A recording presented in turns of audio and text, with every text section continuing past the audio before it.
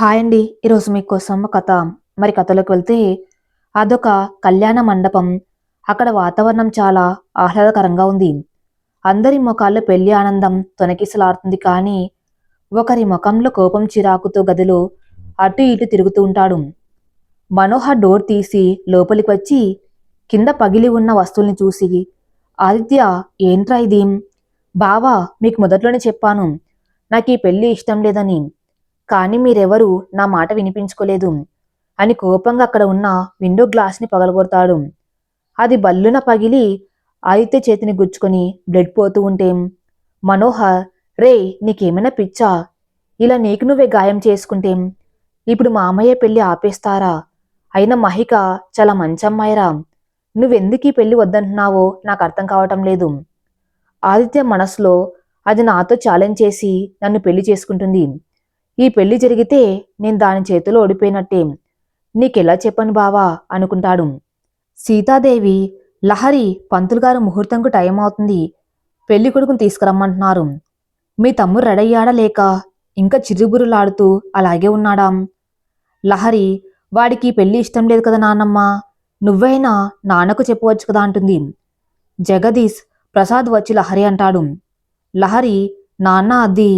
Prasad, ముహూర్తంకు time అవుతుంది, వెళ్ళి మీ తమ్ముని తీసుకురా అని 2 అడుగులు ముందుకు వేసి, ఈ పెళ్లి జరగాలి, జరుగుతుంది, మీ తమ్ముడు ఏమైనా పిచ్చి వేషాలు వేయవద్దని చెప్పు అంటాడు. లహరి ఇక ఏం చేయలేక ఆదిత్య దగ్గరకు వెళ్ళి, రారా, పంతులు గారు పిలుస్తున్నారు అని చేయి చూసి, రే, ఏంట్రా పిచ్చి నీకు అని కన్నీళ్లు పెట్టుకుంటుంది. ఆదిత్య, అక్క, నువ్వేడవకు, నువ్వేడిస్తే నేను తట్టుకోలేను అని కళ్ళు తుడిచి, పద అక్క వెళ్దామంటాడు. వద్దురా, నీకిష్టం లేకుండా పెళ్లి చేసుకుని నువ్విలా బాధపడుతూ ఉంటే నేను చూడలేను, నాన్నతో నేను మాట్లాడతానంటుంది. నువ్వు ఇంకేం ఆలోచించక నేను ఈ పెళ్లి చేసుకుంటా అంటాడా ఆదిత్య. లహరి, అది కాదురా. ఆదిత్య, అక్క, ఇంతవరకు వచ్చాక నాన్న ఈ పెళ్లి ఆపడానికి ఒప్పుకుంటారనుకున్నావా? ఆ రాక్షసి నాన్నకి బాగా బ్రెయిన్ వాష్ చేసింది. ఇప్పుడు మనం ఏం చెప్పినా నాన్న వినరు. పద అని మండపంలోకి వెళ్తాడు. ఆదిత్య వచ్చి మండపంలో కూర్చోగానే అప్పటి వరకు లాస్ట్ మినిట్లో తన కొడుకు ఈ పెళ్లి ఎక్కడ వద్దంటాడో అని చిన్న సందేహం మనసులో ఉన్న బాధంతా దూదిపిండ్ల ఎగిరిపోయింది. లహరి తన తమ్ముడి బాధ చూడలేక మహిత దగ్గరికి వెళ్ళి, మహిక, నీతో కొంచెం మాట్లాడాలి అంటుంది. తనను రెడీ చేస్తున్న వాళ్ళ వైపు ఒక చూపు చూడగానే వాళ్ళు సైలెంట్గా వెళ్ళిపోతారు. ఇదంతా లహరి గమనిస్తుంది. మహిక, చెప్పండి వదినా, మా తమ్ముడికి ఈ పెళ్లి ఇష్టం లేదు, ఈ పెళ్లి ఆపేయి. ఇష్టం లేంది మీ తమ్ముడికి నాకిష్టమే వదినా, నేనెందుకు ఆపుతాను? మీ తమ్ముణ్ణే ఆపేయమనండి అంటుంది. వాడికి ఇష్టం లేదు, ఎందుకు వాణ్ణి అలా బాధ పెడుతున్నావు? నీ కంటి సైగలతోనే మనుషులను కంట్రోల్ చేయగలవు నువ్వు. నీకు తగిన వాణ్ణి చూసుకో, ఎందుకు ఇష్టం లేకున్నా మా అయితేని బాధ పెడుతున్నావు? మహిక, మీ తమ్ముడికి నేనంటే ఇష్టం లేకపోవచ్చు, కానీ నేను మీ తమ్ముణ్ణే చేసుకుంటాను.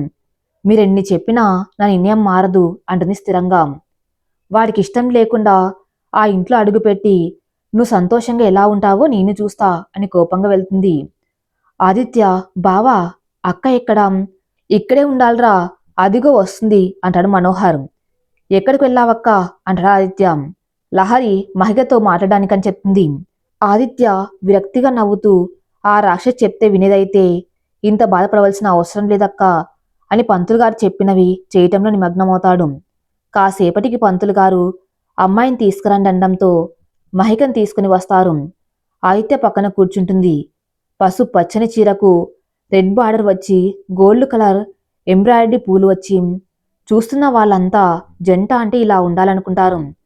పంతులుగారు జరిపించవలసిన ఆచారాలన్నీ జరిపించాక పంతులుగారు మంగళసూత్రం ఆదిత్య చేతికి ఇచ్చి, బాబు, మంగళసూత్రం కట్టండి అంటాడు. ఆదిత్య ఫేస్ చిరాగ్గా పెట్టి మహిక వైపు చూసి, గెలిచానని సంబరపడిపోకు, నిన్ను నా ఇంట్లో నిమిషం కూడా ప్రశాంతంగా ఉండనివ్వను అనుకొని మహిక మెల్లో తాళి కడతాడు. మహిక మెల్లో పడిన తాళిని చేత్తో పట్టుకుని సంతోషంతో కళ్ళ నుంచి నీళ్లు వస్తుంటాయి. సాధించాను ఆదిత్య అని ఆదిత్య వైపు చూస్తుంది. మహిక చూడగానే ఆదిత్య ఫేస్ పక్కకు తిప్పుకుంటాడు. తర్వాత అన్ని కార్యక్రమాలు జరిపించాక జగదీష్, ప్రసాద్, అమ్మ, మహిక మన ఇంటికి వెళ్దామా అంటాడు. మహిక రాజేంద్రని హక్ చేసుకుని ఏడుస్తూ ఉంటుంది. కల్పన మహికని చుట్టేసి చాలా బాధపడతారు. మహికని తీసుకుని వెళ్ళి కల్పన కారులో కూర్చోబెడుతుంది.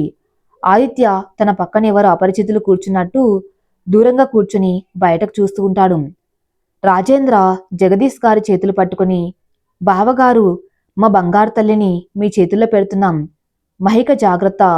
నిజానికి ఇవన్నీ అల్లుడు గారికి చెప్పాలి, కానీ అతనికి పెళ్లి ఇష్టం లేకుండా చేశాం కదా. జగదీష్, ప్రసాద్ నిదానంగా వాడే అర్థం చేసుకుంటాలే. బావగారు ఈ రోజు నుంచి నాకు లహరితో పాటు మహిక కూడా నా కూతురని వాళ్ళకి ధైర్యం చెప్పి బయలుదేరతాడు. వసుంధర నిలయం అని పెద్ద పెద్ద అక్షరాలతో రాసున్న ఒక ఇంటి ముందు ఆగుతుంది. కారు ఆగ్గానే ఆదిత్య ఫాస్ట్గా కార్ దిగి వెళ్ళిపోతూ ఉంటే జగదీష్, ప్రసాద్, ఆదిత్య అంటాడు గంభీరమైన వాయిస్తో.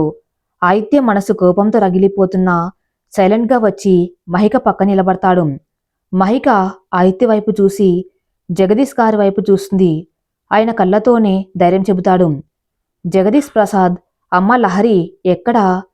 తలనొప్పిగా ఉందని గదిలో రెస్ట్ తీసుకుంటుంది మామయ్య అంటాడు మనోహర్.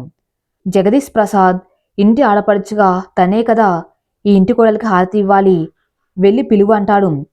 మనోహర్ వెళ్ళి లహరిని పిలుచుకుని వస్తాడు. లహరి రుసరుసలాడుతూ హారతి తీసి ఒక నిమిషం కూడా అక్కడ ఉండకుండా తన గదిలోకి వెళ్తుంది. ఆదిత్య కూడా అక్క వెనకాలే వెళ్తాడు. మైక ఆదిత్య వెళ్ళిన వైపే చూస్తూ ఉంటుంది. మనోహర్ వాళ్ళు పెళ్లి పనిలో అలసిపోయారమ్మా, అందుకే అలా ఉన్నారంటాడు. మహిక చిన్నగా నవ్వి దేవుడి గదిలో వెళ్ళి దీపం పెడుతుంది. సీతాదేవి మహికని తన గదిలోకి తీసుకువెళ్ళి కాసేపు రెస్ట్ తీసుకోమ్మా, సాయంకాలం పూజ ఉంది అంటుంది. మహిక అలాగే బామ్మగారు అని ఫ్రెష్ అయి వచ్చి కాసేపు పడుకుంటుంది. మహిక సీతాదేవి గదిలోకి వచ్చి రెస్ట్ తీసుకుంటుంది. లహరి బెడ్పై పడుకొని ఏడుస్తూ ఉంటుంది. మనోహర్, లహరి ఏంటిది, నువ్వు ఇలా ఏడుస్తూ ఉంటే మామయ్య గారు చూస్తే బాధపడతారు. అయినా ఇప్పుడు ఏమైందని ఇలా ఏడుస్తున్నావు చెప్పు. ఏమైందా తెలుసుకుని అడుగుతున్నావేంటి అని మనోహర్ని కొరకొర చూసింది లహరి. అలా చూడకే, నీ చూపికే భస్మమయ్యేలా ఉన్నా అంటాడు భయపడినట్టు నటిస్తూ మనోహర్. లహరి ఫేస్ అటు సైడ్ తిప్పుకొని పడుకుంది. చూడు లహరి, నీ బాధ అర్థం లేంది. నువ్వు బాధపడ్డంలో అసలు అర్థమే లేదు. మహిక చాలా మంచి అమ్మాయి లహరి. అందుకేనా ఆదిత్య ఇష్టం లేదు అంటున్నా కూడా బలవంతంగా వాడిని పెళ్లి చేసుకుంది. తను కావాలని ఇదంతా ఏదో ప్లాన్తో చేస్తుంది. మనోహర్ వెటకారంగా, అవును మరి, మీది మిర్జాపురం సంస్థానం, మీ ఆస్తి అంతా లాక్కోవడానికి ప్లాన్ వేసింది అంటాడు. లహరి కోపంగా మనోహర్ వైపు చూస్తుంది. మనోహర్, అది కాదు లహరి, తను పేదింటి పిల్ల అయితే మన ఆస్తికి ఆశపడి చేసుకుందనుకోవడానికి. తన ఎమ్మెల్యే కూతురు, పైగా మన ఆస్తి కంటే కూడా తన ఆస్తి ఎక్కువ ఉంటుంది. పోని మీ తమ్ముడు మంచితనం చూసి చేసుకుందనుకోవడానికి. తమ తమ్ముడేమీ శ్రీరామచంద్రుడు కాదు, శ్రీకృష్ణుడు. ప్రతి క్షణం అమ్మాయిల్ని వెనకేసుకొని తిరుగుతాడు. ఆదిత్యకి అక్కలా కాకుండా ఒక అమ్మాయిలా ఆలోచించు. అయినా కూడా మహిక పట్టుపట్టి మరి ఆదిత్యను ఎందుకు చేసుకుంది? ఏ ఆడపిల్ల అయినా తను చేసుకునేవాడు తను తప్ప ఏ అమ్మాయిని చూడకూడదు అనుకుంటుంది. మీ తమ్ముడు గురించి అన్నీ తెలిసి కూడా చేసుకుందంటే కారణం ఏమై ఉంటుంది అని ఆలోచించకుండా ఈ ఏడిపేంట లహరి అంటాడు. లహరి లేచి కళ్ళు తుడుచుకొని, అవునండి, నేను ఈ యాంగిల్లో ఆలోచించలేదు. మహిక్ కావాలనుకుంటే ఆదిత్య కంటే డబ్బున్నవాడు, మంచివాడు తనకు వస్తాడు. వెంటనే వెళ్ళి ఆదిత్యని ఎందుకు చేసుకుందంటే రెండు కారణాలు ఉండవచ్చు. ఒకటి ప్రేమ, రెండు పగ అంటుంది కళ్ళు పెద్దవి చేసి. మనోహర్, సో మేడం గారు ఇక శాంతించినట్టేనా అంటారు. లహరి నవ్వుతూ అంటుంది. మనోహర్, సరే పద, పూజ ఉంది, వెళ్ళి రెడీ అవ్వు అంటాడు. లహరి అలాగే అంటుంది. ఆదిత్య మండపం నుంచి వచ్చినప్పటి నుంచి అసహనంగా బెడ్పై కూర్చొని ఆలోచిస్తూ ఉంటాడు. మనోహర్, హలో పెళ్ళికొడుక, ఏంటి ఏదో దీర్ఘంగా ఆలోచిస్తున్నారు? బావా, అలా అనకు, అసలే చిరాగ్గా ఉంది అంటాడు ఆదిత్య. అదేంట్రా, అందమైన తెలివైన అమ్మాయిని పెళ్లి చేసుకుని హ్యాపీగా ఉండకుండా ఇలా అంటావేంటి అంటాడు మనోహర్. బావా, పెళ్ళి అనకు, అసలు జరిగింది పెళ్ళి, అది నా భార్య అని అనుకోవటం లేదు అంటాడు. అది కాదు ఆదిత్య. ఆదిత్య, బావా ప్లీజ్. మనోహర్, సరే పూజ ఉంది, త్వరగా రెడీ కిందకి రా అని వెళ్తాడు. ఇది ఒక పెళ్ళి, మళ్ళీ దానికి పూజ? చా, అసలు నేను ఎంత వద్దనుకున్నా ఇది పట్టుపట్టి మరీ నన్నే ఎందుకు చేసుకుందో తెలుసుకోవాలి అని ఆలోచిస్తూ రెడవడానికి వెళ్తాడు. లహరి ఫ్రెష్ అయి సీతాదేవి గదిలోకి వెళ్తుంది. అక్కడ కొంతమంది మహికని రెడీ చేస్తూ ఉంటారు. సీతాదేవి, ఏమే లహరి, ఇంట్లో పూజ ఉంది, ఏదైనా సహాయం చేద్దామని, ఏమైనా ఉందంటే నీకు ఉంటుంది. అబ్బా, 60కే ముసలి, వచ్చేసాగా, ఏం చేయాలో చెప్పు అంటుంది లహరి. సీతాదేవి ఆదిత్యని త్వరగా రెడీ కిందికి రమ్మను, పంతులు గారు కూడా వచ్చారంటుంది. అలాగే అని ఆదిత్య దగ్గరకు వెళ్ళేటప్పటికే ఆదిత్య రెడీ అయిపోయి క్రాప్ సరి చేసుకుంటూ ఉంటాడు. రెడీ అయిపోయావా నానమ్మ, నువ్వు ఇంకా రాలేదని గోల చేస్తుందంటుంది. ఆదిత్య ఫేస్లో ఏ ఫీలింగ్స్ లేకుండా పదక్క అని ఇద్దరు కిందికి వస్తారు. లహరి ఆదిత్య ఫేస్ చూస్తుంది. పూజ దగ్గర కూర్చుని దేవునికి నమస్కరిస్తున్న మహికని కోపంగా చూస్తుంటాడు. లహరి మనసులో వీడి కోపం చూస్తుంటే ఆ అమ్మాయిని ఏమంటాడో ఏమో అనుకుంటూ ఉంటుంది. ఆదిత్య వెళ్ళగానే సీతాదేవి, ఆదిత్య అమ్మాయి పక్కన కూర్చో అంటుంది. ఆదిత్య ఇంకేం మాట్లాడకుండా మహిక పక్కన కూర్చొని పంతులుగా చెప్పినట్టు చేస్తూ ఉంటాడు. మహిక పూజ చేస్తున్నంతసేపు ఆదిత్య వైపు చూస్తూనే ఉంటుంది. కానీ ఆదిత్య తనకేం పడినట్టు పూజ వైపే చూస్తుంటాడు. పూజ పూర్తయిన తర్వాత ఆదిత్య గదిలోకి వెళ్తాడు. పూజారి గారు మహికని చూసి, అమ్మా, అబ్బాయి ఎక్కడా? మహిక, ఆయన గదిలో వెళ్లారు పంతులు గారు. పంతులు గారు, అబ్బాయికి ప్రసాదం పెట్టి ఆశీర్వాదం తీసుకుని రమ్మా అంటాడు. అలాగే అని ఆదిత్య గదిలోకి వెళ్తుంది మహిక. ఆదిత్య బాల్కనీలో నిలబడి అటువైపు తిరిగి ఫోన్ మాట్లాడుతూ ఉంటాడు. మహిక ఆదిత్య గారు అనగానే వెనక్కి తిరిగి చూసి, ఏ నువ్వేంటి నా గదిలోకి ఎందుకొచ్చావంటాడు కోపంతో ఊగిపోతూ. అటువైపు ఫోన్లో మాట్లాడుతున్న వ్యక్తి సైలెంట్గా వీళ్ళ మాటలు వింటూ ఉంటుంది. మహిక అక్షింతలు ఉన్న ప్లేటు ముందుకు పెట్టి ఆశీర్వదించండి అని ముందుకు వంగబోతూ ఉంటే ఆదిత్య కోపంగా ప్లేటు విసిరేసి బలవంతంగా నాకిష్టం లేకుండా పెళ్ళైతే చేసుకోగలిగావేమో కానీ నా వరకు ఎప్పటికీ రాలేవు అని కోపంగా బయటికెళ్తాడు. అప్పటి వరకు బయట ఉన్న లహరి ఏడుస్తూ కింద కూర్చున్న మహిక దగ్గరకు వచ్చి భుజంపై చెయ్యి వేసి ఏడవకు మహిక అంటుంది. మహిక లహర్ని హక్ చేసుకుని ఏడుస్తుంది. లహరి ఏడవకు మహిక అని ఓదార్స్తుంది. ఏవో అరుపులు వినపడ్డంతో లహరి మహిక హాల్లోకి వచ్చి చూస్తారు. ఆదిత్య స్పృహలో లేకుండా ఉండటం చూసి ఫాస్ట్గా లహరి కిందకు వచ్చి కంగారుగా, నాన్న ఏమైంది? మహిక ఫాస్ట్గా తన కిట్ తీసుకువచ్చి ఇంజెక్షన్ వేసి ఒక పేపర్ జగదీష్ ప్రసాద్కి ఇచ్చి, మామయ్య వెంటనే ఈ మెడిసిన్స్ తెప్పించండి అంటుంది. మనోహర్ సహాయంతో ఆదిత్యని బెడ్రూమ్లోకి తీసుకువెళ్తారు. మెడిసిన్ తీసుకురావటంతో ఇంజెక్షన్ చేస్తుంది. మహిక, అమ్మమ్మ కాసేపు ఆయన దగ్గరే ఉంటారా అంటుంది. సీతాదేవి, తప్పకుండా మహిక. అందరూ బయటకు రాగానే జగదీష్ ప్రసాద్ కంగారుగా, అమ్మ మహిక. ఆదిత్య, మహిక, పర్వాలేదు మామయ్య, ఇప్పటికైతే ప్రమాదం ఏమీ లేదు, మీరు కంగారు పడకండి, నేను హాస్పిటల్ వరకు వెళ్ళొస్తా అంటుంది. లహరి, మహి, నువ్వు ఇప్పుడు కొత్త పెళ్లి కూతురివి, ఇలా బయటకు వెళ్ళకూడదు, నీకు మంచిది కాదు అంటుంది. మహిక, నేను వెళ్ళాలి వదినా, ఆదిత్య కంటే నాకేది ఎక్కువ కాదు అని వెళ్తుంది. జగదీష్ ప్రసాద్ బాధగా సోఫాలో కూర్చుంటాడు. లహరి, నాన్న, ఆదిత్యకేమైంది? మనోహర్, మహిక డాక్టరా మామయ్య? జగదీష్ ప్రసాద్, అవును మనోహర్ అని అంటాడు. లహరి, ఆదిత్యకేమైంది చెప్పను నాన్న అంటుంది కళ్ళనీళ్లు పెట్టుకుంటూ. జగదీష్ ప్రసాద్ ఏం మాట్లాడలేక మౌనంగా కళ్ళనీళ్లు పెట్టుకుంటాడు. మనోహర్, మామయ్య మీరింతలా బాధపడుతున్నారంటే ఆదిత్యకేమైంది చెప్పండి, ఆదిత్యకేం ప్రమాదం లేదు కదా? జగదీష్ ప్రసాద్, వాడికేం కాదు, మహిక ఉండగా వాడికేం కాదు, మహిక వాడికేం కాకుండా చూసుకుంటుంది. లహరి, నానా మీరేమంటున్నారు? జగదీష్ ప్రసాద్, నిజం లహరి, వాడింకా మన మధ్యలో ఉన్నాడంటే దానికి కారణం మహికనే, లేదంటే వాడు మనకు దూరమై చాలా రోజులు అయ్యుండేదంటాడు. మనోహర్, అసలేం జరిగింది మామయ్య?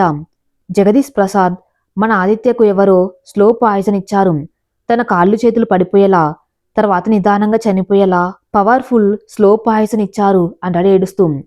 లహరి, ఏమంటున్నారు నానా, మీరనేది నిజమా? అసలు అలా చేయవలసిన అవసరం ఎవరికుంది అంటాడు మనోహర్. తెలీదు మను, అదే తెలుసుకోవాలి, మహిక్ అదే పనిలో ఉంది అంటాడు జగదీష్ ప్రసాద్. అంటే మహికకు ఈ విషయం తెలుసా అంటుంది లహరి. ఆదిత్యని ట్రీట్మెంట్ చేస్తుంది మహికని అంటాడు. అంటే అన్నీ తెలిసే మహిక ఆదిత్యని పెళ్లి చేసుకుందా అంటుంది లహరి. లహరి ఏడుస్తూ తన్ని ఎంత అపార్థం చేసుకున్నానంటుంది. ఇంతలో మహిక ఒక డాక్టర్ని తీసుకువచ్చి ఆదిత్య గదిలోకి వెళ్తుంది. సీతాదేవి గదిలో ఉన్న తనకు బయట మాట్లాడేవన్నీ వినపడి గదిలోంచి బయటకు వచ్చి బాధపడుతున్న కొడుకును చూసి జగదీష్ అంటుంది. జగదీష్ సీతాదేవిని హత్తుకుని, అమ్మా, నా బిడ్డ, నా ఆదిత్య అమ్మా, సీతాదేవి మన ఆదిత్యకేం కాదు, జగదీష్ ఊరుకోం. మహిక ఇంకో డాక్టర్తో బయటకు వచ్చి, మామయ్య మీతో కొంచెం మాట్లాడాలి, కొంచెం పక్కకి వస్తారా? జగదీష్, పర్వాలేదమ్మా, ఇక్కడే చెప్పు. మహిక అందరి వైపు చూసి తను తీసుకుని వచ్చిన డాక్టర్ని చూపించి, తను నా ఫ్రెండ్ వివేక్, నిన్నే ఫారిన్ నుండి వచ్చాడు. వివేక్, నమస్తే అంకుల్. జగదీష్, మా ఆదిత్యకి ఎలా ఉంది బాబు అంటాడు. వివేక్, పర్వాలేదు అంకుల్, మీరేం టెన్షన్ పడకండి, అయినా ఇంట్లోనే డాక్టర్ ఉండగా ఇక భయమెందుకని నవ్వి, ఓకే అంకుల్, నేను వెళ్తానని వెళ్తాడు. లహరి మహికని హక్ చేసుకుని, సారీ మహిక, నిన్ను చాలా తప్పుగా అర్థం చేసుకున్నా అంటుంది. మహిక, ఏడవకండి వదిన, మీరు మీ తమ్ముడి మీద ప్రేమతోనే చేశారు, మీ ప్లేస్లో నేనున్నా అలాగే అనేదాన్నేమంటుంది. లహరి, నీ చాలా మంచి మనసు, మహిక మా తమ్ముడికేం ప్రమాదం లేదు కదా అంటుంది. నేను ఉండగా ఆదిత్యకేం కానివ్వను, నా ప్రాణం అడ్డు పెడతాను అని ఆదిత్య దగ్గరికి వెళ్తుంది. వైశాలి, అమ్మ అమ్మ. శారద, ఏంటి అరుపులు? వైశాలి, అరుపులు కాదే, బాధ. ఇప్పుడంత బాధ ఏం వచ్చింది? ఆదిత్యకి పెళ్ళైపోయిందంట అని తను ఆదిత్యతో ఫోన్ మాట్లాడుతూ ఉండగా విన్నదంతా చెప్తుంది. అంటే ఇప్పుడు మనం వేసిన ప్లాన్ అంతా వేస్టేనా? లేదమ్మా, వేస్ట్ కాదు, ఆదిత్యకు ఈ పెళ్లి ఇష్టం లేదు, అందుకే వేస్ట్ కాలేదు, మనకి ఇంకా అవకాశం ఉంది అంటుంది. అయితే ఇంకా ఒక నిమిషం కూడా ఇక్కడ ఉండకూడదు, పద వెళ్దాం, మనం అక్కడే ఉంటే వాళ్ళని విడదీయవచ్చు అంటుంది. వైశాలి, అలాగే అమ్మా. మహిక వెళ్ళి ఆదిత్య పక్కన కూర్చొని ఆదిత్యని మొదటిసారి చూసింది గుర్తు చేసుకుంటుంది. మొదటి రోజు హాస్పిటల్లో జాయిన్ అవ్వడానికి స్కూటీ మీద వెళ్తూ ఉంటుంది. మొదటి రోజు కాబట్టి గుడికి వెళ్ళి అటునుంచటే హాస్పిటల్కి వెళ్దామనుకుని వెళ్తూ ఉంటుంది. సడన్గా ఒక కారు వచ్చి డాష్ ఇస్తుంది. మహిక కోపంగా మొదటి రోజు హాస్పిటల్కి వెళ్తూ ఉంటే ఇలా అయిందని కోపంగా, ఏ కళ్ళు ఎక్కడ పెట్టుకుని డ్రైవ్ చేస్తున్నావంటుంది. డ్రైవింగ్ సీట్లో నుండి వైశాలి వచ్చి, ఏ నీకెంత ధైర్యం, నన్నే తిడతావా అని మహికని కొట్టబోతూ ఉంటే మహిక వైశాలి చెయ్యి పట్టుకొని వెనక్కి మడిచి, ఏంటే రాంగ్ రూట్లో వచ్చి నాకు డాష్ ఇచ్చింది కాకుండా మళ్ళీ నన్ను కొడ్డానికి వస్తావా అని విసురుగా తోసేస్తుంది. అప్పటి వరకు కారులో అమ్మాయిలతో మాట్లాడుతూ ఉన్న ఆదిత్య కార్ డోర్ తీసుకుని వచ్చి, ఏ ఏంటి గొడవ? మహిక వెనక్కి తిరిగి చూసి ఆదిత్యని అలా చూస్తుండిపోతుంది. ఇంచుమించుగా 6 అడుగుల ఎత్తు, హైట్కి తగ్గ వేట్తో చూడగాని మహికకు నచ్చేశాడు. ఆదిత్య పిలుపుకు తేరుకొని తన స్కూటీని తీసుకుని నవ్వుతూ ఆదిత్యని చూస్తూ వెళ్తుంది. ఆలోచనలోంచి బయటకొచ్చి ఆదిత్య చిన్నగా కళ్ళు తెరవటం చూసి నుదుటిపై చెయ్యి వేసి, ఆదిత్య ఎలా ఉంది? ఆదిత్య కోపంగా, ఏ నువ్వేంటి నా పక్కన కూర్చున్నావు, అసలు నా గదిలోకి ఎందుకొచ్చావు, వెళ్ళు అంటాడు. ఆదిత్య అరుపులు విని పైకి వస్తారందరూ. ఆదిత్య అరుస్తూ ఉంటే జగదీష్ ప్రసాద్, రే ఎందుకురా అరుస్తున్నావు, ఆ అమ్మాయి నీ భార్య, తనిక్కడ నీ గదిలో కాకుండా ఎక్కడ ఉంటుంది? ఆదిత్య, నాన్న మీ మాట కోసం తన్ను పెళ్లి చేసుకున్నా, కాను తను ఎప్పటికీ నా భార్య కాదు అని బెడ్పై నుండి లేవబోతూ నీరసంగా ఉండటంతో మళ్ళీ బెడ్పై పడిపోతుంది. మహిక కంగారుగా ఆదిత్యని పట్టుకుని సరిగా పడుకోబెట్టి ఇంజెక్షన్ చేస్తుంది. ఆదిత్య మహిక ఇంజెక్షన్ చేయటం చూసి, ఏ ఏం చేస్తున్నావే, నిన్ను నా భార్య కాదన్నానని ఇంజెక్షన్ వేసి చంపేస్తున్నావా అని అరుస్తూ కాసేపటికి మత్తుగా పడుకుంటాడు. మహికి వస్తున్న నీటిని ఆపుకుంటూ ఆదిత్య పక్కనే కూర్చుంటుంది. జగదీష్ ప్రసాద్ మహిక తల నిమిరి, బాధపడకమ్మా, వాడు ఖచ్చితంగా నిన్ను అర్థం చేసుకుంటాడు. మహిక అలాగే వెనక్కి వాలి నిద్రలోకి జారుకుంటుంది. ఉదయం మహికకి మెలకు వచ్చి పక్కన చూసేసరికి ఆదిత్య లేకపోవటంతో ఇంత ఉదయాన్నే ఎక్కడికెళ్ళాడనుకుంటుంది. కింద లాన్లో నుండి నవ్వులు వినిపించేసరికి బాల్కనీలోకి వెళ్ళి చూస్తుంది. వైశాలి ఆదిత్య ఇద్దరు పక్క పక్కనే కూర్చుని ఉంటారు. ఆదిత్య వైశాలి భుజం చుట్టూ చేతులు వేసి తన చెయ్యి తన చేతుల్లోకి తీసుకుని మాట్లాడుతూ ఉంటాడు. అది చూడగానే మహికకి చాలా బాధగా అనిపిస్తుంది. ఆదిత్యకి ఎలా ఉందో చూద్దామని వచ్చిన లహరి ఆదిత్య గదిలో లేకపోవటంతో వెనక్కి వెళ్తూ బాల్కాన్లో నిలబడి ఉన్న మహికను చూసి, మహిక ఇక్కడేం చేస్తున్నావని మహిక దగ్గరికి వెళ్ళి లాన్లో కూర్చొని ఉన్న ఆదిత్యని, వైశాలిని చూడగానే మహిక ఫేస్ చూస్తుంది. తన కళ్ళల్లో నుండి నీళ్లు తన ప్రమేయం లేకుండానే జలజల రాలాయి. లహరి మహిక చెయ్యి పట్టుకుని లాన్లోకి తీసుకువెళ్ళి ఆదిత్య అంటుంది కోపంగా. ఆదిత్య చాలా క్యాజువల్గా ఏమైందక్కా? ఏం చేస్తున్నావురా? నీకు మహికతో పెళ్ళయింది. ఇలా ఇంకో ఆడపిల్లతో క్లోజ్గా ఉంటే తనెంత బాధపడుతుందో ఆలోచించావా అంటుంది లహరి. కావాలని పట్టుపట్టి మరీ పెళ్లి చేసుకుంది ఆవిడ. నేనే కాదు, అసలు జరిగింది పెళ్ళని నేను అనుకోవటం లేదు. కాబట్టి ఆవిడ బాధపడుతుందని ఆలోచించవలసిన అవసరం నాకు లేదు అని వైశాలి చెయ్యి పట్టుకుని బయటకు వెళ్ళాడు. మహికి ఏడుస్తూ అక్కడ కింద కూర్చుంటుంది. లహరి బాధపడకని లోపలికి తీసుకువెళ్ళింది. మహిక రూంలో ఆదిత్య గురించి బాధపడుతుంది. చాలాసేపు అలాగే కూర్చొని ఫ్రెష్ అయి వచ్చి టైం చూస్తుంది. మధ్యాహ్నం అవుతుంది. ఆదిత్య ఇంకా రాలేదేంటి అని లహరి దగ్గరికి వెళ్ళి, ఆదిత్యకు మెడిసిన్స్ వేసుకునే టైం అయింది వదినా, తను ఇంకా ఇంటికి రాలేదు అని అంటుంది. అయ్యో అవునా, ఆగు నేను ఫోన్ చేసి కనుక్కుంటాను అని ఆదిత్య కాల్ చేస్తుంది. మహిక లిఫ్ట్ చేయటం లేదు అంటుంది. మహిక వైశాలి కూడా ఆయనతో వెళ్ళింది కదా వదినా, తనకు ఫోన్ చేయంటుంది. వైశాలి కూడా లిఫ్ట్ చేయటం లేదు మహిక అంటుంది. మహిక టెన్షన్గా అసలే ఆయన హెల్త్ కండిషన్ బాగోలేదు, ఇలా అయితే చాలా ప్రాబ్లం అవుతుందంటుంది. జగదీష్ ప్రసాద్ ఏమైంది టెన్షన్గా ఉన్నారని అడగటంతో లహరి విషయం చెప్తుంది. జగదీష్ ప్రసాద్ కోపంగా శారదా శారదా ఏంటన్నయ్యా? జగదీష్ ప్రసాద్ నీ కూతురు ఆయుధం తీసుకుని వెళ్ళిందంట. ఇన్ని రోజులంటే వాడికి పెళ్లి కాలేదు, ఇప్పుడు వాడికి పెళ్ళైంది. వాడికి దూరంగా ఉంటే మీకు మాకు అందరికి మంచిదంటాడు. శారద ఇప్పుడు ఏమైందనన్నయ్య? ఎంతైనా వాళ్ళు బావమర్దలు. ఇప్పుడు కాదు, ముందు నుంచి సరదాగానే ఉన్నారు. మీరే నా మేనల్లుడి మనసు అర్థం చేసుకోకుండా ఈ మహాతలితో పెళ్లి చేశారు. అయితే బాధపడుతూ ఉంటే వాణ్ణి అలా వదిలేయలేక ఓదార్చడానికి బయటకు తీసుకువెళ్ళింది. అది కూడా తప్పేనా అంటుంది శోకాలు పెడుతూ. ఏం తప్పు కాదు అన్న ఆదిత్య మాటలకు అందరూ అటువైపు చూస్తారు. ముందు మైకంలో అడుగులు సరిగ్గా వేయలేక తూలుతున్న ఆదిత్యను చూడగానే మహిక ఆదిత్యను పట్టుకోవడానికి వెళ్తుంది. ఆగు అన్నట్టు చెయ్యి చూపించి, వైశాలి నన్ను నా గదిలోకి తీసుకువెళ్ళు అంటాడు ఆదిత్య. వైశాలి గర్వంగా నవ్వుతూ వెళ్తుంది. ఆదిత్యం చూస్తుంటే ఏదో తేడాగా అనిపించింది మహికకి. నడుస్తున్న కాళ్ళు వీక్గా నడవటం, ఫేస్ కూడా బాగా వాడినట్టుగా అనిపించింది. ఉదయం ఇంట్లో నుంచి వెళ్ళినప్పుడు బాగానే ఉన్న మనిషి ఇప్పుడు ఇలా అయ్యారేంటి అని వాళ్ళ వెనకే మహిక కూడా వెళ్తుంది. ఆదిత్యం మత్తుగా బెడ్పై అలాగే పడుకుండిపోయాడు. వైశాలి ఆదిత్యం చూసి మనసులో, ఈ రోజుల ఇంకో 2 డోసులు వేస్తే చాలు, నువ్వు పర్మనెంట్గా మంచానికి పరిమితమవుతావు. నీకిష్టం లేని నీ భార్యని నువ్వు వదిలి వెళ్తుంది. ఆ తర్వాత సింపతి పేరు చెప్పి నేను నిన్ను పెళ్లి చేసుకుని ఈ ఆస్తి అంతా నా పేరు మీదకు మార్చుకున్నాక నిన్ను చంపేసి హ్యాపీగా నాకు నచ్చిన వాణ్ణి చేసుకుని సెటిల్ అవుతాను వెళ్తుంది. బయట నుంచి ఇదంతా చూస్తున్న మహికకి వైశాలి ఏమనుకుంటుందో తెలియకపోయినా తన ఫేస్లో మారుతున్న ఎక్స్ప్రెషన్స్ చూసి వైశాలి మీద డౌట్ వస్తుంది. వైశాలి వెళ్ళాక ఆదిత్యం చెక్ చేస్తుంది. తను ఊహించినట్టే తేడా కనిపించడంతో వివేక్ కాల్ చేసి రమ్మని జగదీష్ ప్రసాద్ దగ్గరికి వెళ్ళి తనకు వైశాలి మీద డౌట్ ఉన్నట్టు చెప్తుంది. జగదీష్ ప్రసాద్, నాకు కూడా మొదటి నుంచి వాళ్ళ మీద అనుమానంగా ఉందమ్మా, కానీ సొంత చెల్లెలు కదా, తనను అనుమానించలేకపోయాను. ఇక నుంచి జాగ్రత్తగా ఉంటానంటాడు. వివేక్ రావటంతో ఆదిత్య బెడ్ తీసి టెస్ట్ పంపిస్తారు.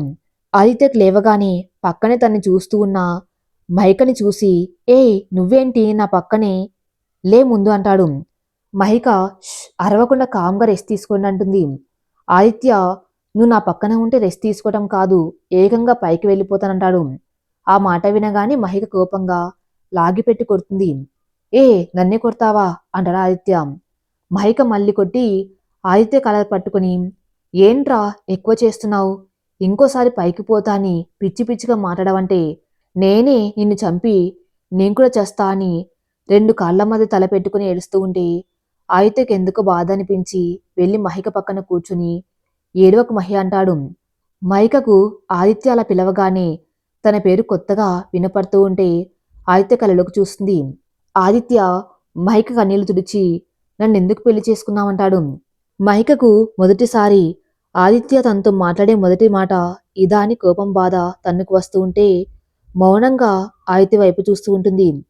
ఆదిత్య చెప్పు మహిక అంటాడు కాస్త గట్టిగా. అది నువ్వు చూడగానే నచ్చావు. అది నీకు చెప్తే ఒప్పుకోవేమో అని అందుకే నీకు కోపం వచ్చేలా చేసి నీతో బెట్ కట్టి చేసుకున్నానంటుంది. ఆదిత్య ఇప్పుడు నిజం చెప్పు అంటాడు. మహిక కంగారుగా ఇప్పుడు చెప్పింది నిజమే అంటుంది. ఆదిత్య చేతులు కట్టుకుని ఓ అని కబోర్డ్లో ఉన్న టెస్ట్కి సంబంధించిన రిపోర్ట్స్లు ఒక డైరీ తీసుకుని వచ్చి మహిక ముందు పెట్టి నువ్వు చెప్పింది నిజమే అయితే ఇవన్నీ అబద్ధాలా అంటాడు.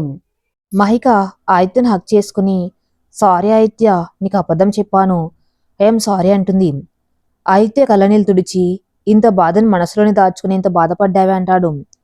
మహిక ఆదిత్యను హక్ చేసుకుని చాలాసేపు ఏడుస్తూ అలాగే ఉంది. ఆదిత్య కూడా తన బాధ అర్థమై తనను అలాగే ఉండనిచ్చి తన కళ్ళనీళ్ళు తుడిచి బెడ్పై కూర్చోబెట్టి ఇప్పుడు చెప్పు, నా కోసం నీ ప్రాణం కూడా లెక్క చేయకుండా నాకు నీ కిడ్నీ ఇచ్చావు. ఎందుకు అసలు? నేను నీకేం చేశానని? నువ్వు కనపడిన ప్రతిసారి నిన్ను అనుమానిస్తూనే ఉన్నా కానీ నువ్వు మాత్రం నన్ను ప్రాణంగా ప్రేమిస్తున్నా. నీ ప్రేమను తెలుసుకోలేనంత గుడ్డివాడిని. చెప్పు మహి, అసలు నేను నీకెలా తెలుసు అంటాడు. మహిక చెప్పటం మొదలుపెట్టింది. ఫస్ట్ టైం నిన్ను గుళ్ళో చూసా ఆదిత్య. పట్టుబట్టల్లో తలబడుతూ నడుస్తూ ఉంటే చాలా ముద్దుగా అనిపించావు. ఎందుకో తెల్దు, నిన్ను చూసినప్పటి నుంచి నీ వైపే చూడాలనిపించింది. నీ వెంట తిరిగా గుళ్ళో. ఆ తర్వాత మళ్ళీ యాక్సిడెంట్లో వైశాలి డాష్ ఇచ్చినప్పుడు చూసాం. నువ్వు అలా అమ్మాయిలతో తిరుగుతూ ఉంటే చాలా బాధ అనిపించింది అని ఆదిత్య వైపు చూసి మళ్ళీ చెప్పడం మొదలుపెట్టింది. అప్పటినుంచి నువ్వెక్కడికి వెళ్తే అక్కడికి వచ్చేదాన్ని. నాకు పబ్ అంటే పడదు. ఆ పొగ వాసన వల్లే నేనెప్పుడు వెళ్ళను. కానీ నీకోసం వచ్చేదాన్ని. అలా ఒకరోజు నువ్వు పబ్లో ఎవరితోనో గొడవ పడుతూ ఉంటే నీ చేతికి దెబ్బ తగిలింది. అప్పుడే పక్కన ఉన్న హాస్పిటల్కి తీసుకువచ్చాను. అక్కడ పనిచేసేది నా ఫ్రెండ్ వివేక్. నేను కూడా నీ వెనకాలే వచ్చాం. నేను వచ్చేసరికి నువ్వు వెళ్ళిపోయావు. నీ బ్లడ్ చూసి వివేక్కి డౌట్ వచ్చి టెస్ట్ చేశాడు. అప్పుడు తెలిసింది నీ కిడ్నీలు 2 ఫెయిల్ అయ్యాయని. వెంటనే ట్రాన్స్ఫర్ చేయకపోతే బతకవని. చాలా భయమేసింది. నాకు వివేక్కి తెలిసిన అన్ని చోట్ల ట్రై చేశాం కానీ డోనర్ దొరకలేదు. మీ నాన్నగారికి చెప్తే ఆయనకు తెలిసిన చోట ట్రై చేశారని చెప్పాను. మామయ్య గారు చాలా బాధపడ్డారు. ఆయన ప్రయత్నాలు కూడా ఫలించలేదు. నీ మామయ్య గారు కూడా టెస్ట్ చేయించుకుంటే నా కిడ్నీ మ్యాచ్ అయింది. మొదట్లో మామయ్య గారు ఒప్పుకోలేదు. పెళ్లి కావాల్సిన అమ్మాయివి వద్దమ్మా అన్నారు. తర్వాత నిన్ను నచ్చెప్తే ఒప్పుకున్నారు. తర్వాత మా ఇంట్లో ఫారిన్ ట్రిప్ అని అబద్ధం చెప్పి 1 మంత్ హాస్పిటల్లోనే ఉన్నా అని ఆగి ఆదిత్య వైపు చూసింది. ఆదిత్య కళ్ళనీళ్లతో మహిక చేతులు పట్టుకుని నా కోసం ఎవరు చేయలేని పని చేశావు. నేను నీకేం చేశానని మహి అంటాడు. మహిక నువ్వేదో చేశావనో లేక ఏదైనా చేస్తావనో చేస్తే ప్రేమ ఎలా అవుతుంది ఆదిత్య? నీకేదైనా అయినా మరుక్షణం నా ఊపిరి ఆగిపోతుందంటుంది. ఆదిత్య మహిక నోటికి చెయ్యి అడ్డుపెట్టి అలా అనకు బంగారం, నువ్వు లేకపోతే నేనేమైపోవాలి అని హగ్ చేసుకుని ఎందుకు నా కోసం ఇంత చేశావు మహిక? ఎందుకంటే నిన్ను చూసిన క్షణమే నువ్వే నా ప్రపంచం అనిపించింది అందుకు. ఆదిత్య, నీలా ప్రేమించే అమ్మాయి దొరకటం నా అదృష్టం. నీ హెల్త్ విషయంలో చాలా కేర్ తీసుకుంటా కానీ ఇలా ఎందుకయింది మహి? ఆదిత్య చెప్పు మహిక. మహిక, మీకు స్లో పాయిజన్ ఇచ్చారు. అంతటితో ఆగకుండా మీ డ్రింక్ చేసే దాంట్లో డ్రగ్ కలిపిచ్చారు. ఏదైనా మన శరీరంలో ఒక మెడిసిన్స్ కానీ వేరే ఏదైనా కానీ దాని పవర్ మనిషి శరీరం భరించలేకపోతే ఆ ఎఫెక్ట్ కిడ్నీ పైన పడుతుంది. అందుకే మీకు అలా అయింది. ఆదిత్య, ఆ డ్రగ్ స్లో పాయిజన్ ఎవరి పని అయి ఉంటుంది మహిక? నాకు ఒకరిపై అనుమానం ఉంది కానీ తనే అని కన్ఫర్మ్ కాలేదు. నైట్ నువ్వు ఇంటికి వచ్చినప్పుడే నాకేదో తేడాగా అనిపించింది. బ్లడ్ టెస్ట్కి పంపా. రిపోర్ట్స్ వస్తే తన అనుమానం నిజమా కాదా అన్న తెలుస్తుందంటుంది. నా కోసమా? ఎందుకు? ఇంతలో మహిక ఫోన్ రింగ్ అవుతుంది. వివేక్ రిపోర్ట్ గురించి చెప్పింది విని నేను ముందే ఊహించాను కానీ ఇప్పుడు కన్ఫర్మ్ అయింది అని కాల్ కట్ చేసి ఆదిత్య వైపు చూస్తుంది. ఆదిత్య, ఏమైంది? మహిక, నైట్ మీరు డ్రింక్ చేసిన దాంట్లో డ్రగ్ కలిసింది. ఎలాంటిదంటే నర్వెస్ మొత్తం చలనం లేకుండా అయిపోతుందంటుంది. ఆదిత్య, ఇదంతా ఎవరు చేశారు? మహిక, వైశాలి. తనకేం అవసరం అంటాడు ఆదిత్య. మహిక నీ ఆస్తి కోసం అంటుంది. ఆదిత్య ఇప్పుడే తన సంగతి చెప్తానని కోపంగా కిందకి వెళ్లి వైశాలి అని గట్టిగా అరుస్తాడు. శారద వైశాలి గదిలో నుంచి బయటకు వచ్చి ఏంటి బావా అంటుంది. ఆదిత్య లాగిపెట్టి కొట్టగానే కింద పడుతుంది. శారద కోపంగా ఆదిత్య ఎందుకు నా కూతుర్ని కొడుతున్నావు? జగదీష్ ప్రసాద్ ఏమైంది ఆదిత్య అంటాడు. ఆదిత్య విషయం మొత్తం చెప్తాడు. జగదీష్ ప్రసాద్ కోపంగా భర్త పోయి బాధలో ఉన్నావని ఇంట్లో తెచ్చిపెట్టుకుంటే నా కొడుక్కే హాని చేయాలని చూస్తారా? ఇంకో నిమిషం కూడా నా ఇంట్లో ఉండవద్దు, వెళ్ళండి అంటాడు. శారద నా కూతురు చేసిందని ఆధారం ఏమిటి? ఆ మహిక చెప్పిన మాటలు విని నన్ను నా కూతుర్ని అవమానిస్తారా అంటుంది శోకాలు పెడుతూ. మహిక ఆధారాలు కావాలా? సరే చూడు అని ఒక వీడియో చూపిస్తుంది. అందులో వైశాలి ఓ గ్లాసులో ఏదో కలిపి ఆయతకిస్తుంది. జగదీష్ ప్రసాద్ ఇప్పుడేమంటావు చూసావుగా సాక్ష్యం, ఇప్పుడేమంటావు? ఇక బయటకు నిలవండి అంటాడు. శారద అన్నయ్య ఏదో బుద్ధి తక్కువే చేశాం, ఈ ఒక్కసారి క్షమించండి అని జగదీష్ ప్రసాద్ కాళ్ళ మీద పడుతుంది. జగదీష్ ప్రసాద్ మిమ్మల్ని క్షమించడం అంటే పాముకు పాలు పోసి పెంచటమే. మీ వల్ల నా బిడ్డ చావు వరకు వెళ్ళొచ్చాడు. తెలిసి మళ్ళీ నా బిడ్డ ప్రాణ ప్రమాదంలో పడేయలేను, వెళ్ళండి అంటాడు. ఇక తప్పదని తల్లి కూతులిద్దరూ బయటికి వెళ్తారు. జగదీష్ ప్రసాద్ అమ్మ మహిక, నువ్వు కనుక లేకుంటే నా కొడుకు నాకు దక్కేవాడు కాదు అంటాడు కన్నీళ్లు పెట్టుకుంటూ. అంత పెద్ద మాటలెందుకు మామయ్య, నేను ప్రేమించిన మనిషిని కాపాడుకున్నా అంతే, ఇందులో నేను చేసింది ఏమీ లేదు అంటుంది. లహరి, మనోహర్, సీతాదేవి కూడా మహికకి థ్యాంక్స్ చెప్పి నువ్వు చేసిన దానికి థ్యాంక్స్ అనే పదం చాలా చిన్నదమ్మా అంటారు. మహిక జాగ్రత్తలు తీసుకుంటూ ఆదిత్యం దగ్గరుండి చూసుకోవడంతో ఆదిత్య త్వరగా కోలుకుంటాడు. కొన్ని రోజుల తర్వాత గది మొత్తం పూలతో అలంకరించి ఉంటుంది. ఆదిత్య గదిలో బెడ్పై కూర్చొని టెన్షన్గా ఉంటాడు. కాసేపటికి తెల్లని చీరలో, చేతి నిండా గాజులతో, తలలో మల్లెపూలతో, చేతిలో పాల గ్లాస్తో మహిక అడుగు పెట్టగానే ఆదిత్య హార్ట్ బీట్ తనకి వినిపించేంత గట్టిగా కొట్టుకుంటుంది. మహిక ఆదిత్యకు పాల గ్లాస్ ఇచ్చి తలంచుకొని నిలబడింది. ఆదిత్య మహిక తల పట్టుకొని తల పైకెత్తి కళ్ళలోకి చూస్తూ మహి అంటాడు. మహికి ఆదిత్య కళ్ళలోకి చూస్తుంది. ఆదిత్య చాలా అందంగా ఉన్నావు మహి అని బుగ్గపై కిస్ చేసి మహికని వెనక నుంచి హక్ చేసుకుని మెడ వంపుల్లో ముద్దు పెట్టి మహిక అంటాడు మత్తుగా. మహిక ఆదిత్య కళ్ళలోకి చూస్తుంది. ఆదిత్య మహిక పెదాల వైపు చూసి తన అంగీకారం కోసం అన్నట్టు ఆమె వైపు చూస్తాడు. తన అంగీకారాన్ని తెలుపుతూ కళ్ళు మూసుకుంటుంది. ఇద్దరు తొలి ముద్దును ఆస్వాదిస్తూ ఒకరిలో ఒకరు కలిసిపోయి కొత్త జీవితాన్ని ప్రారంభించారు. ఈ కథ ఇంతటితో సమాప్తం. మరిన్ని మంచి స్టోరీస్ కోసం నా ఛానల్ని ఫాలో అవుతూ ఉండండి. Thank you for listening.